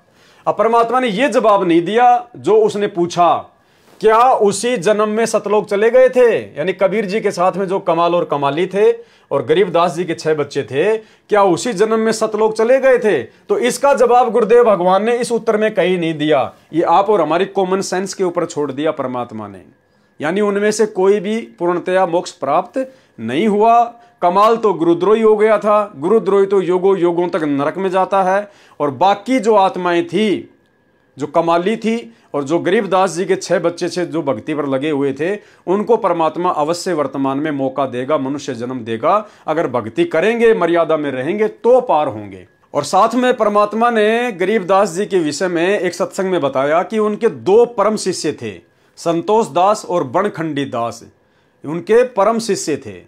और वो भी केवल इतने पार हुए कि उनको भी फिर से मनुष्य जन्म लेना पड़ेगा। यानी जब गरीबदास जी के दोनों परम शिष्य ही पार नहीं हुए, सतलोक नहीं जा पाए, तो भला उनके बच्चे कहां से पार हो जाएंगे? क्योंकि बच्चे तो वैसे भी दृढ़ होकर भक्ति पर नहीं लगते। तो सुनिए छोटा सा सत्संग। अब इन बेराह गरीबदास जी आए थे, 2 संतों का प्रमाण मिला है जो सारे हरियाणा में पार हुए। एक संतोष दास, एक कलाहौड़ के अंदर उसका बनखंडी दास, उन दोनों आके वहां आश्रम बने हुए। वो भी इतने पार हुए से वो फिर जन्म लेना से उन्होंने। यानी हम डटते नहीं संत की मर्यादा पे और फिर दोबारा उनको पार करेंगे। तो अब बताओ ईब हम भी फेल हो ऐसा, हम तो कुछ भी जीव नहीं, उनकी आंख सामने बंद भगवान खुद आए, उन पर विश्वास नहीं किया हमने, इसी प्रकार नहीं मानते, क्योंकि हम फिर उन संतों के चक्कर में पड़े हैं जिनको बड़ी बड़ी जोटार लटार धारावाहिक वो चालान से तनों को नारा संत तो वो सब, ये तो एक साधारण जाट से, ये तो जमींदार मेरे हार, ये तो फलानी का दो छोरा से, ये तो दोता है ना हमारे गांव का। गरीबदास ने नो क्या करते, राज वहां मंदिर बना कर माथा टेका सामने नाक रगड़े से उसके आगे जा गए। और ये फेल होता, भगवान आता है तो क्या सींग लगा का आवेगा या कोई और काम करके आवेगा, वो कारण होता है। पर उस समय हम फेल हो जाते हैं, फिर उड़ा मंदिर बनाते हैं, मूर्ति लावा सा, फिर पूजन लाग जावा, समय जब मानते नहीं उसकी एक भी। अरे एक मान लेते तो एक का पार कर दे, इतना बड़ा ग्रंथ लेके बंदी छोड़, क्या उन्होंने बताया नहीं होगा, क्या उन्होंने समझाया नहीं होगा, दुनिया को बहुत कहा होगा। पर हमारा जो उल्टी बुद्धि फेर रखी काल ने, या सुलटी होना मुश्किल से, भक्ति मुश्किल नहीं है। मकर तार में ही मैदान, सूर्य संत पहुंचे सुजान, बैते को बैजान न दे, सतगुर पूरे खेवट हैं, शब्द अतीत हमारी जात, गरीब दास गुदा ना गात, शब्द अतीत हमारी जात, गरीब दास गुदा ना गात। सत साहिब। फिर सवालकर्ता ने 8वें नंबर का सवाल किया सतगुरु रामपाल जी परमेश्वर जी से, कबीर साहिब तो पूर्ण ब्रह्म है, क्या गरीबदास जी कोई साधारण आत्मा थी? गरीबदास जी को भी कबीर साहिब जितना ही लगभग आदर दिया जाता है, इसका कारण? उत्तर दिया गुरुदेव ने, कबीर साहिब पूर्ण परमात्मा है तथा गरीबदास जी भक्ति अधिकारी आत्मा थी, और कबीर साहिब से उपदेश प्राप्त करके वह भी परम आत्मा अर्थात श्रेष्ठ आत्मा हो गई थी। देखो, परमात्मा से ज्ञान प्राप्त करके कोई भी परमात्मा नहीं बन जाता। परमात्मा कहते हैं जीव जीव होता है, पीव पीव होता है, पीव यानी परमात्मा। लेकिन वो जीव जो पीव के संपर्क में आता है तो उसके थोड़े बहुत गुणों से युक्त हो जाता है। जिस प्रकार चुंबक चुंबक ही होती है, लोहा लोहा होता है, लोहा कभी चुंबक नहीं बन सकती, लेकिन ज्यादा समय तक वो लोहा चुंबक के संपर्क में आने के कारण, चुंबक से चिपके रहने के कारण थोड़े बहुत चुंबकीय गुण उसमें भी आ जाते हैं, लेकिन वो थोड़े समय के लिए होते हैं, फिर वो लोहा का लोहा रह जाता है। लेकिन यहां क्या कह रहे हैं परमात्मा, क्योंकि गरीबदास जी स्वयं ही कबीर परमात्मा थे, लेकिन वो एक भगत की भूमिका में यहां आए थे, इसलिए उनको पूर्ण परमात्मा की संज्ञा नहीं दी जा सकती।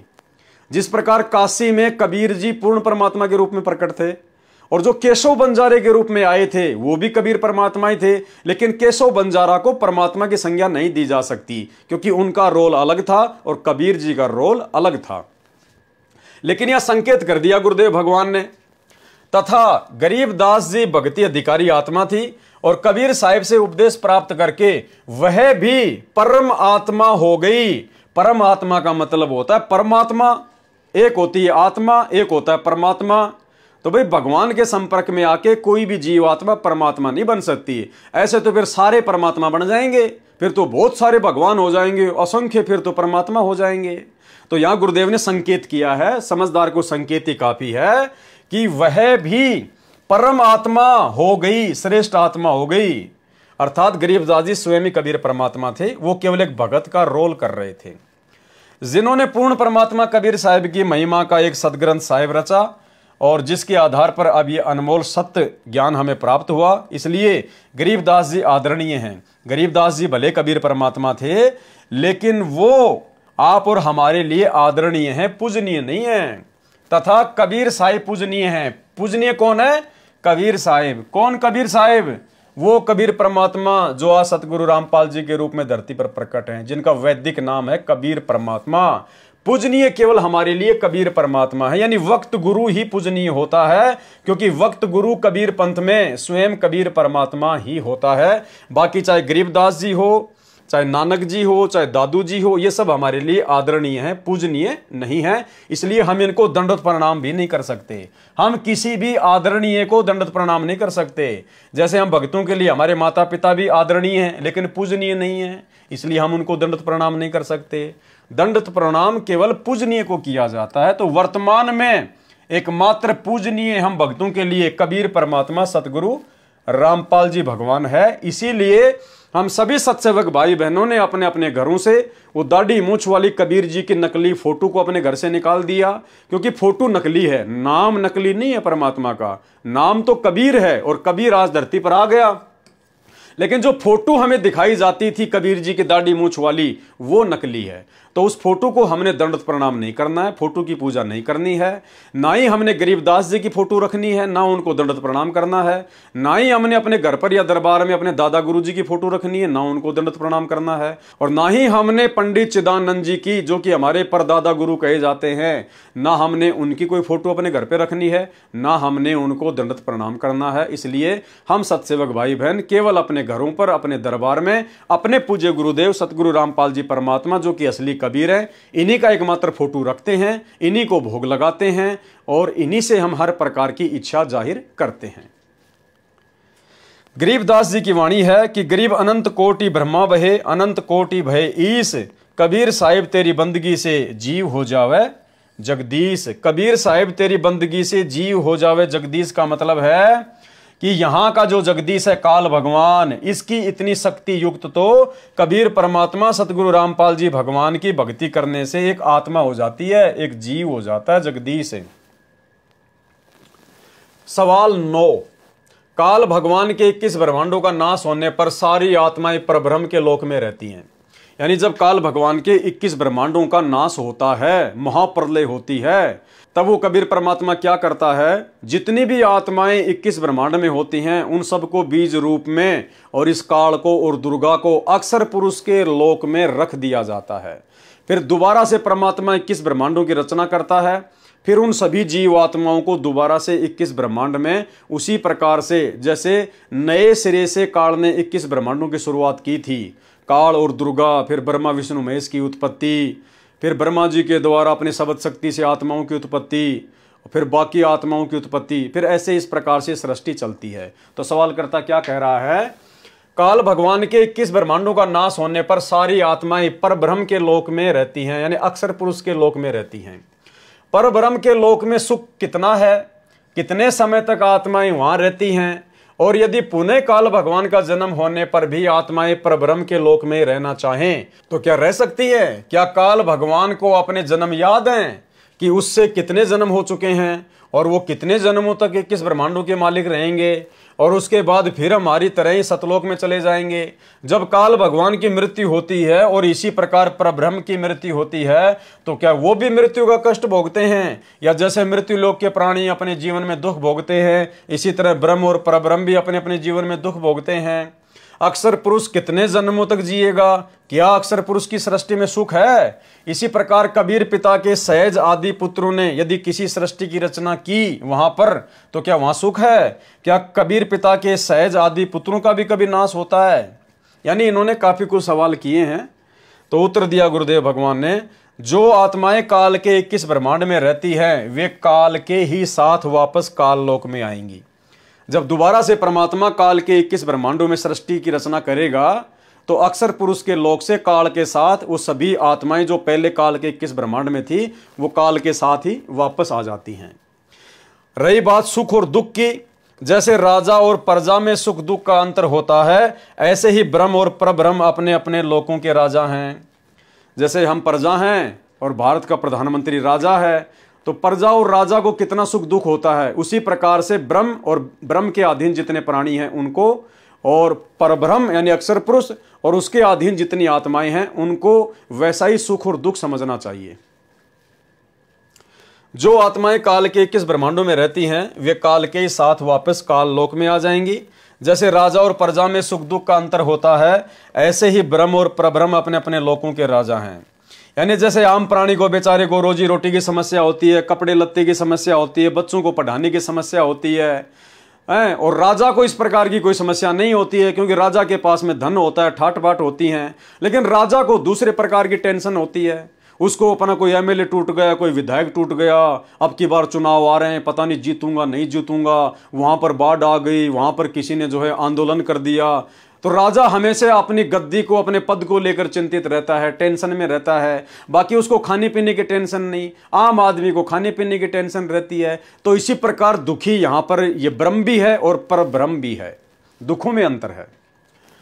और दुख फिर भी होता है, सहजदास आदि पुत्रों का विनाश नहीं होगा, क्योंकि वे अब सावधान हो गए हैं, क्योंकि उन्होंने काल की दुर्दशा देख ली है। अब वे ऐसी गलती नहीं कर सकते। फिर उस जिज्ञासु भगत ने सतगुरु रामपाल जी परमेश्वर जी से सवाल किया। सवाल नंबर 10, शेरा वाली माता काल भगवान के श्राप से द्रौपदी बनी और उसको नरक भी जाना पड़ा। कुंती पुत्रों को तो नरक इसलिए जाना पड़ा, यानी पांचों पांडवों को तो इसलिए नरक जाना पड़ा कि उन्होंने युद्ध में हिंसा की और बहुत सारे लोग मारे। लेकिन कुंती और द्रौपदी को क्यों नरक जाना पड़ा? और युधिष्ठिर जी ने उन सबको अपने अपने हिस्से का स्वर्ग दिया, और ये लोग स्वर्ग भोग कर फिर नरक जाएंगे। ये नरक की अवधि क्या है? एक कल्प या उससे थोड़ी कम या ज्यादा होती है। द्रौपदी जी शेरा वाली माता है। पृथ्वी पर जब लोग माता का जागरण करते हैं तो अक्सर माता लोगों में आती है। जब द्रौपदी जी को पुनः यदि नरक जाना पड़ेगा तो भी शेरा वाली माता जागरण में आएगी या नहीं आएगी? तो उत्तर दिया गुरुदेव भगवान ने। वैसे ये फालतू के सवाल हैं, लेकिन परमात्मा फिर भी, क्योंकि दुनिया फालतू के सवाल ज्यादा करती है हम भक्तों से, इसलिए परमात्मा कहते हैं उनको किस प्रकार से जवाब देना है। एक ऐसी सिद्धि होती है जिससे कई रूप बनाए जा सकते हैं, लेकिन उसका विशेष संबंध मुख्य आत्मा से ही रहता है। जैसे किसी प्राणी के सैकड़ों हाथ पैर हों और उनके किसी पैर को चोट लग जाए तो उसकी भी पीड़ा होती है। ऐसे ही शेरा वाली मुख्य रूप में अपने लोक में रहती है। जो दुर्गा है वो मुख्य रूप से तो अपने लोक में रहती है, और उसी का अंश सिद्धि से द्रौपदी रूप में प्रकट हुआ था। राज्य के बंटवारे के दौरान युद्ध करवाने में द्रौपदी का विशेष रोल अर्थात सहयोग था। यानी जो उसने सवाल किया ना कि कुंती और जो द्रौपदी थी उनको नरक क्यों जाना पड़ा, तो परमात्मा कहते महाभारत का युद्ध करवाने में द्रौपदी का विशेष तौर पर हाथ था। वो बार बार अपने पतियों को, पांचों पांडवों को जोश दिलाया करती थी कि दुशासन ने और दुर्योधन ने जिस प्रकार से मेरी बेइज्जती की चीर हरण करके, तुम उसका बदला लो, इसलिए उसको नरक भोगना पड़ा। और जो पांडवों की माता थी कुंती, उसको इसलिए नरक भोगना पड़ा क्योंकि वो भी पांचों पांडवों को, अपने पुत्रों को अपना अधिकार लेने के लिए प्रेरणा किया करती थी, युद्ध के लिए उनको प्रेरित किया करती थी। राज्य के बंटवारे के दौरान युद्ध करवाने में द्रौपदी का विशेष सहयोग था। वह बार बार कहती थी कि जब मेरा चीर हरण करने की कोशिश की थी तो उसका बदला लो। कुंती भी ऐसे ही पुत्रों को प्रेरणा किया करती थी कि अपना हिस्सा अवश्य लिया जाए, जो अनर्थ का कारण बना। बाद में करोड़ों बहनों के विधवा व करोड़ों बच्चों के अनाथ होने की बद्दुआएं उस सारे ही परिवार को, जिन्होंने बाद में राज्य का सुख भोगा, उनको भोगनी पड़ी। उसका परिणाम इन दोनों कुंती तथा द्रौपदी को भी नरक का दुख भोगने का कारण बना। जागरण के दौरान कोई माता जागरण में नहीं आती क्योंकि वह उनकी अविद्यापूर्वक पूजा है, और जागरण के दौरान प्रेत आत्माएं किसी के शरीर में प्रवेश करके बोलती हैं कि मैं माता आ गई हूं। फिर 11 नंबर सवाल किया उस जिज्ञासु भगत ने सतगुरु रामपाल जी परमेश्वर जी से। काली माता की एक तस्वीर में मैंने देखा कि उनकी काफी भुजाएं हैं, और बचपन में एक और तस्वीर देखी थी जिसमें शायद, जैसा मुझे याद आता है, कि काली माता ने शिवजी भगवान पर पैर रखा हुआ था। काली माता कौन है? यानी बच्चों जैसे सवाल वो कर रहा है सतगुरु रामपाल जी परमेश्वर जी से।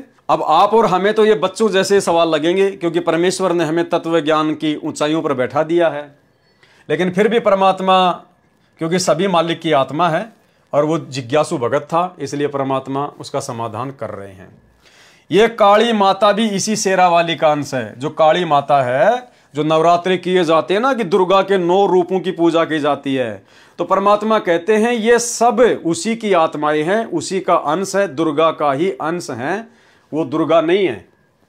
प्रश्न 12, लोगों की इच्छाएं वैष्णव माता पूरी करती है, लेकिन आपने कहा कि वो केवल स्मृति के लिए बनाई गई जगह है।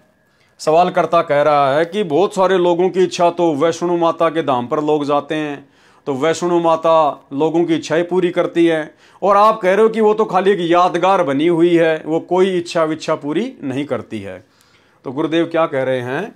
उत्तर, जैसे वैष्णो माता का एक स्मारक बना हुआ है, यानी एक यादगार बनी हुई है, वहां पर केवल उनका धड़ पड़ा था। अब जैसे कोई वैद्य शरीर छोड़ जाए और उसके शरीर पर यादगार बना दें और मूर्ति भी रख दें तो वह मूर्ति वैद्य का काम नहीं कर सकती। अब आप स्वयं सोचें। फिर उसने आगे सवाल किया 13 नंबर, मेरी मौसी जी का परिवार कबीर साहिब और गरीबदास में काफ़ी श्रद्धा रखता है। वो लोग छुड़ानी साहिब भी जाते हैं। मेरी मौसी जी की छोटी बेटी ने बताया कि गरीबदास जी ने कहा था कि जो मेरे शिष्य हैं वो छुड़ानी साहिब अवश्य आवें, यानी छुड़ानी धाम में अवश्य आएं। जो छुड़ानी साहिब जाएगा उसका सीधा स्वर्गों में वास होगा। इस प्रकार उन्होंने मुझे बताया था। लेकिन उसके बाद जब मैंने आपसे नाम उपदेश लेने के नियम पढ़े तो मुझे शंका हो गई। इसका यदि प्रमाण नहीं है तो मुझे ये बताओ कि कहीं गरीबदास जी इसे लिखना भूल गए हों, केवल वाणी से ही कह गए हों। कृपया ये शंका दूर करें। कहीं ऐसा न हो कि सही नाम लेकर केवल इसलिए मुक्त न हो कि छुड़ानी साहिब नहीं गए। तो गुरुदेव ने क्या उत्तर दिया, ये धारणा अज्ञानी लोगों द्वारा पैदा की जाती है कि किसी स्थान या धाम से ही मुक्ति होती है।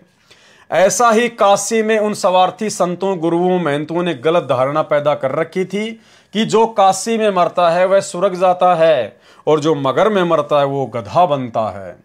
परमात्मा कह रही है धाम वाम पर जाना, किसी आश्रम में जाना कि उस आश्रम में जाओगे तो ही मुक्ति होगी, तो ही परमात्मा प्रसन्न होंगे। कहते हैं ये तो मूर्ख लोगों की अपनी अपनी सोच है, धर्म को धंधा बना के जो बैठे हुए हैं। ऐसा भक्ति मार्ग में कुछ नहीं है। जो भक्ति आपको गुरुदेव से प्राप्त हो गई, मर्यादा में रहकर कहीं बैठ के कर लो। मर्यादा में रहोगे, गुरु को भगवान मानोगे, ज्ञान को आधार बनाओगे तो मुक्ति होगी। काशी के अंदर पाखंडियों ने एक भ्रमणा फैला रखी थी कि जो अंत समय में काशी में प्राण त्यागता है वह स्वर्ग जाता है और जो मगहर में मरता है वह गधा बनता है, क्योंकि मगहर की धरती पवित्र नहीं है। उस पृथ्वी को भगवान शिव ने श्राप दे रखा है। एक आमी नाम की नदी बहा करती थी, वह भी भगवान शिव ने अपने श्राप से सुखा दी।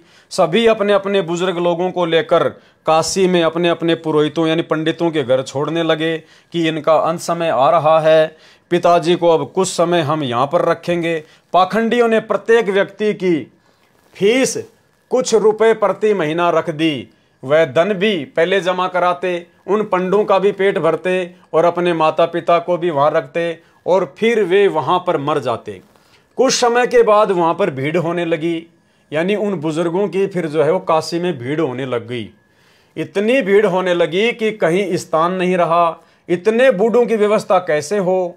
पहले तो पैसे के लालच में आफत मोल ले ली। अब उन नादान पंडित पुरोहितों ने सोचा कि यहां पर तो दुनिया ही इकट्ठी होने लग गई, इनकी व्यवस्था हो नहीं पाएगी, इनको रख नहीं सकते। उन्होंने क्या स्कीम बनाई, मनुष्य काटने का हत्था बना दिया। उनको करोत कहा जाता था। वह गंगा के किनारे बनवा दिया। ऊपर से करोत आए और नीचे गर्दन रख दे और वह करोत गर्दन काट देता था और फिर वे उसको गंगा में धक्का दे देते थे। ऐसा कसाईयों जैसा काम इन हिंदू धर्म के मार्गदर्शकों ने किया। वे प्रभु प्रेमी आत्माएं मुक्ति हेतु गर्दन तक प्रभु के निमित्त देना स्वीकार करके उस साधना पर भी आश्रित हो गए। हिंदू गुरु ब्राह्मणों ने कहा कि यदि किसी ने जल्दी स्वर्ग जाना हो तो भगवान की तरफ से करोत आया है, जो उससे अपनी गर्दन कटवा लेगा वह शीघ्र स्वर्ग चला जाएगा। कुछ रुपए टिकट फालतू लगा दी, वह हत्ता बना दिया तो वह भी स्वीकार कर लिया श्रद्धालुओं ने। परमात्मा को चाहने वाली आत्माओं की कमी नहीं है, परंतु मार्ग सही नहीं मिलने से नरक भोगा। कबीर साहिब इन धार्मिक लोगों का धर्म की आड़ में जुल्म करने का भांडाफोड़ करने लगे। उसके बाद इस भ्रम को तोड़ने के लिए कि जो मगहर में मरता है वह गधा बनता है और काशी में मरने वाला स्वर्ग जाता है, बंदी छोड़ कहते हैं कि सही विधि से भक्ति करने वाला प्राणी चाहे वह कहीं पर भी प्राण त्याग दे, वह अपने सही स्थान पर ही जाएगा। उन नादानों का भ्रम निवारण करने के लिए कबीर साहिब ने कहा कि मैं मगर में मरूंगा और सभी ज्योतिषी वाले देख लेना कि मैं कहाँ जाऊंगा, नरक में जाऊंगा या स्वर्ग से भी ऊपर शतलोक में जाऊंगा। कबीर साहिब जी ने काशी से मगर के लिए प्रस्थान किया। बीर सिंह बघेला और बिजली खान पठान ये दोनों ही सतगुरु के शिष्य थे। बीर सिंह ने अपनी सेना साथ में ले ली कि कबीर साहिब वहां पर अपना शरीर छोड़ेंगे, इस शरीर को लेकर हम काशी में हिंदू रीति से अंतिम संस्कार करेंगे। यदि मुसलमान नहीं मानेंगे तो लड़ाई करके शव को लाएंगे। सेना भी साथ ले ली। अब इतनी बुद्धि है हमारी, हर रोज शिक्षा दिया करते थे कि हिंदू मुसलमान दो नहीं हैं। अंत में फिर वही बुद्धि। उधर से बिजली खान पठान को पता चला कि कबीर साहब यहाँ पर आ रहे हैं मगर में।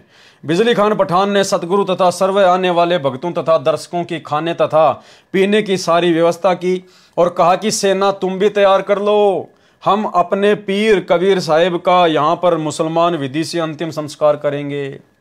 कबीर साहब के मगर पहुंचने के बाद बिजली खान ने कहा कि महाराज जी स्नान करो।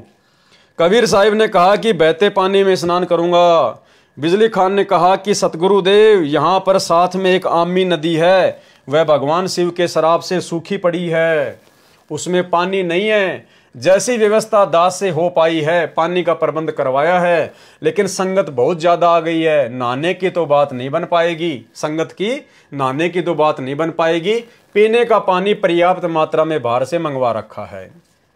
कबीर साहब ने कहा कि वह नदी देखे कहां पर है। उस नदी पर जाकर साहब ने हाथ से ऐसा इशारा किया जैसे यातायात यानी ट्रैफिक का सिपाही रुकी हुई गाड़ियों को जाने का संकेत करता है। वह आमी नदी पूरी भरकर चल पड़ी। बोलो सतगुरुदेव भगवान की जय। सत साहिब, ये आमी नदी वहां पर अभी भी विद्यमान है। सब ने जय जयकार की। साहिब ने कहा कि एक चद्दर नीचे बिछाओ और एक मैं ऊपर ओढ़ूंगा, क्योंकि वे तो जानी जान थे। कहने लगे कि ये सेना कैसे ला रखी है तुमने। अब बिजली खान पठान और वीर सिंह बघेला आमने सामने खड़े हैं। उन्होंने तो मुंह लटका लिया और बोले नहीं।